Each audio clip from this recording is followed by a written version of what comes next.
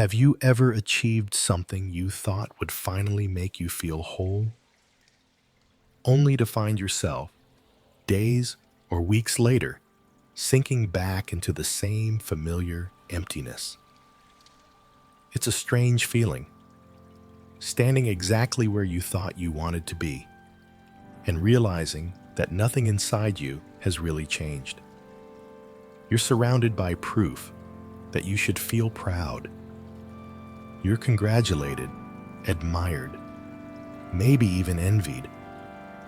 And yet, a part of you watches it all from a distance, like someone staring through glass at a life that doesn't quite feel like theirs. You wonder why it doesn't feel better, why the success you worked so hard for, the achievement you once believed would fix everything, now feels strangely hollow. Most people wouldn't understand if you tried to explain. They would tell you to be grateful, to celebrate your progress, to keep moving forward. And maybe you do all those things. On the outside, you smile. You post the right pictures. You say the right words. But deep inside, there's a quiet truth you can't escape. The wound you were trying to heal with success never really disappeared. It was only buried, hidden under the noise of achievement, not transformed by it. There's a certain loneliness in realizing this. Not because you're physically alone, but because so few people can see what's really happening inside you. You're supposed to feel triumphant. Instead, you feel invisible, even to yourself. And the hardest part is admitting that maybe, just maybe, you were never chasing success for the sake of achievement itself. Maybe you were chasing a feeling of being enough, a feeling of being seen, a feeling of finally being safe from the gnawing sense of inadequacy you've carried for so long. But success can't give you that. It was never designed to. It's easy to believe that reaching certain milestones will rewrite the way we feel about ourselves. That if we could just cross the finish line, the shame, the fear, the loneliness, all of it would vanish. But the finish line was never the cure. It was only a momentary distraction from a much deeper wound.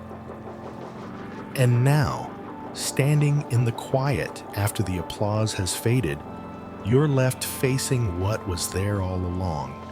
The part of you that still aches for something no trophy, no promotion, no validation could ever truly give. It's not your fault you thought success would save you. Somewhere along the way, you were taught, not always with words, but with subtle glances, expectations, comparisons, that your worth could be measured by what you achieve. That being good enough wasn't something you were born with. It was something you had to earn. Maybe it started early, when small achievements were met with bigger smiles, when moments of vulnerability were quietly redirected toward performance, when the messy, complicated parts of you were too overwhelming for the people you loved, and the polished, capable version of you became easier to celebrate. Over time, you learned to associate success with survival, not just in the external world, but in your internal one. Every goal became a way to buy another moment of acceptance. Every achievement, a temporary shield against the fear of being fundamentally unlovable. It's a heavy burden to carry, this unspoken belief that your right to belong depends on your ability to impress. It pushes you to work harder, aim higher, dream bigger, but never from a place of true freedom, always from a place of quiet desperation. And the world, of course, rewards this. It hands you titles, applause, certificates, promotions. It tells you you're doing everything right. But what the world doesn't see, what even you may struggle to admit, is that every new success only raises the stakes. Every new milestone whispers, if you stop now, if you slow down, if you fail, they'll see who you really are. Success, instead of freeing you, becomes another kind of prison, a golden cage built not from external expectations alone, but from the fragile scaffolding of your own unmet needs. And so you keep running, not because you're greedy, not because you're shallow, but because at some point you internalize the idea that love, belonging, safety, all the things that should have been unconditional were things you had to earn over and over again. It's no wonder success doesn't heal you. It was never meant to fill the places in you that were wounded by conditional love. Those parts of you don't need more achievements. They need something far rarer, far more terrifying. To be seen and accepted, even in their most unpolished, imperfect, and utterly human form. The most complicated part of all this is how easy it is to fool yourself. When you're caught in the cycle of chasing success to soothe invisible wounds, it doesn't feel like running from pain.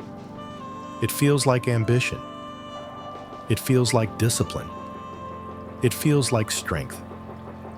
You tell yourself that you're just driven, that you have goals, that you're striving for excellence. And maybe that's partly true.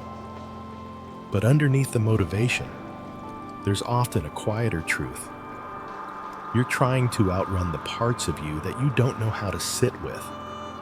You become so good at presenting the image of someone who has it together that even you start to believe it. The late nights, the endless lists, the impossible standards, they don't look like avoidance. They look like dedication.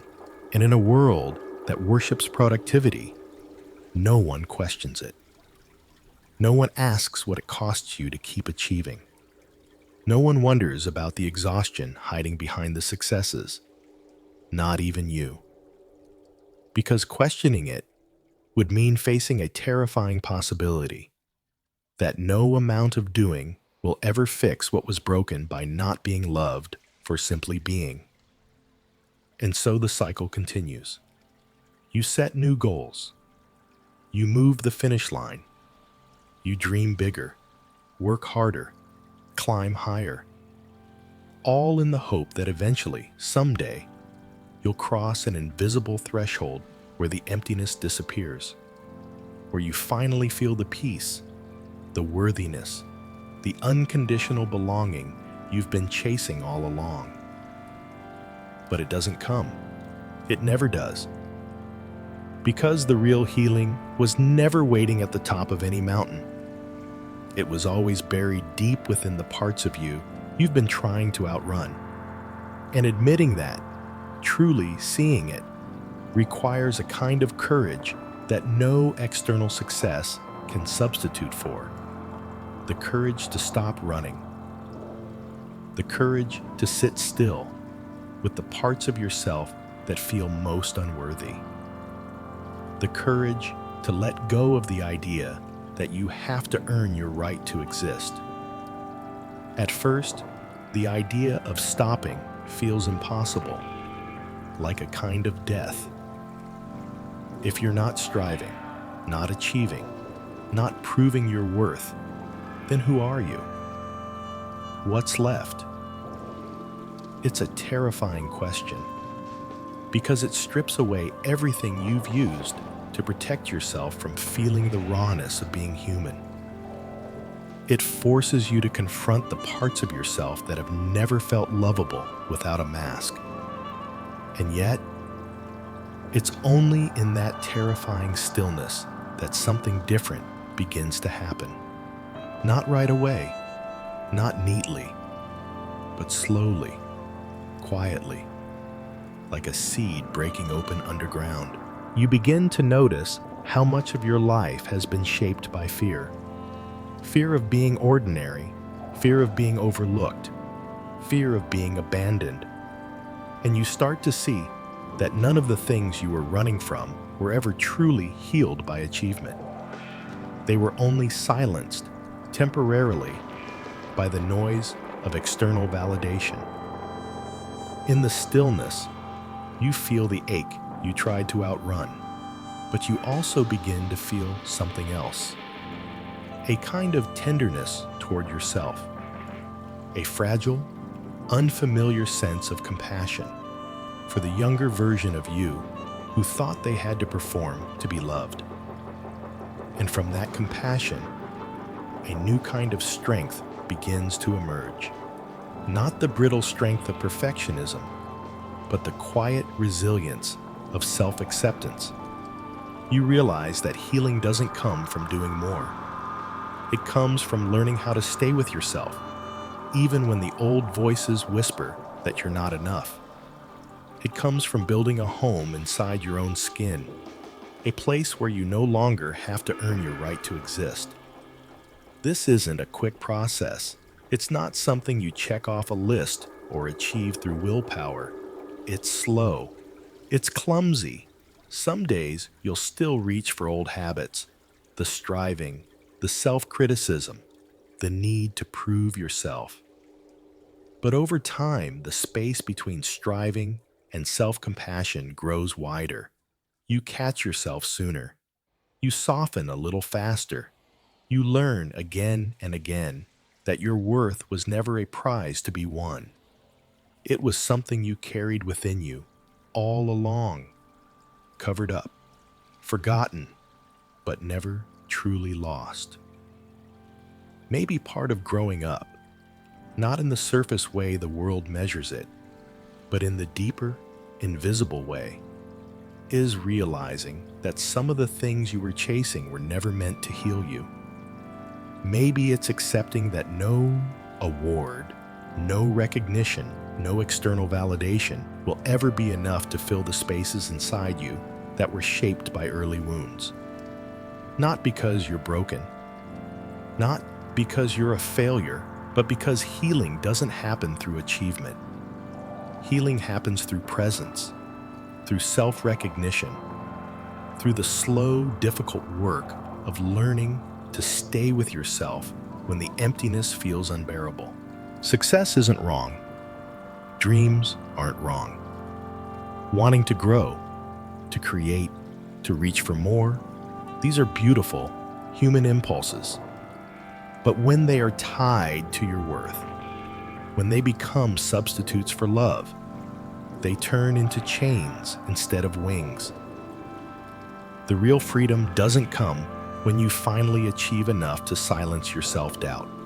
It comes when you stop needing to silence it in the first place, when you can hear the old fears rise up, the ones that say you're not enough, that you have to do more, be more, prove more, and meet them not with frantic doing, but with a quiet, steady compassion.